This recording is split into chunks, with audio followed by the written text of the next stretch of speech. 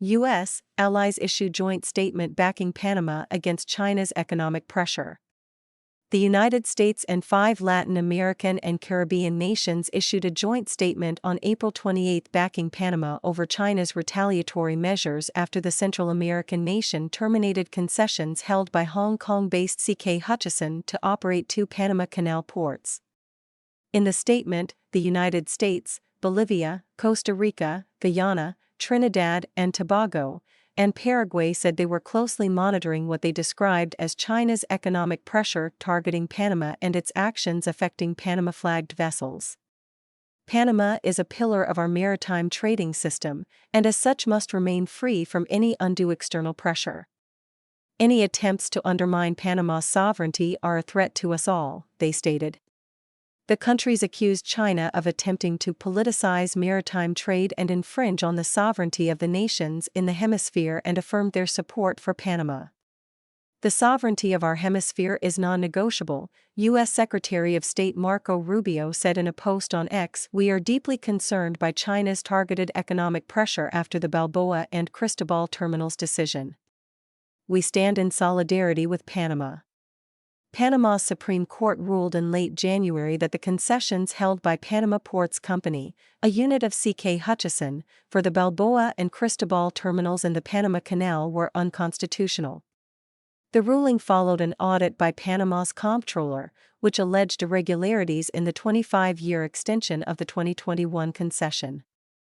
The Central American nation later named U.S. subsidiaries Maersk APM Terminals and Mediterranean Shipping Company's Terminal Investment Limited as interim operators of the ports under 18-month contracts.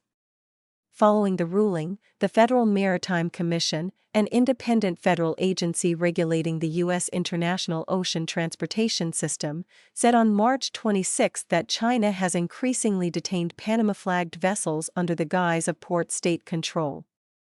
The Commission said the level of detentions by Chinese authorities was far exceeding historical norms. These intensified inspections were carried out under informal directives and appear intended to punish Panama after the transfer of Hutchison's port assets, Laura DeBella, chair of the Federal Maritime Commission, said in a March statement.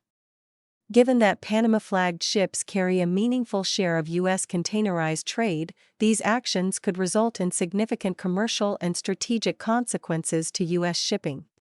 Rubio said in an April 2 statement that China's detentions of Panama-flagged vessels raise serious concerns about the use of economic tools to undermine the rule of law in Panama. Detentions, delays, or other impediments to the movement of vessels undermine the stability of global supply chains, increase costs for businesses and consumers, and erode confidence in the international trading system, he added. CK Hutchison has denounced the ruling as unconstitutional and began international arbitration proceedings against the Panamanian government, seeking more than $2 billion in damages, according to the Federal Maritime Commission. On April 9, U.S. Defense Secretary Pete Hegseth said he sees the canal as key terrain that Panama would secure together with the United States and not with China. We are helping to take back the Panama Canal from communist Chinese influence, Hegseth told a press briefing in Panama City.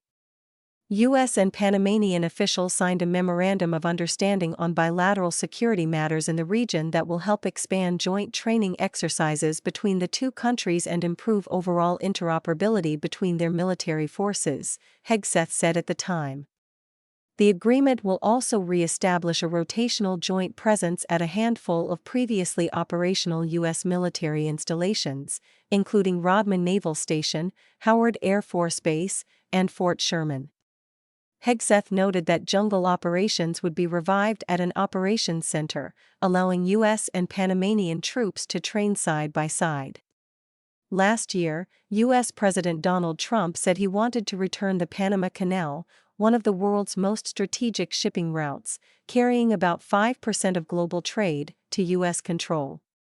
American ships are being severely overcharged and not treated fairly in any way, shape, or form, and that includes the United States Navy, Trump said on January 20, 2025, during his second inaugural address. And above all, China is operating the Panama Canal.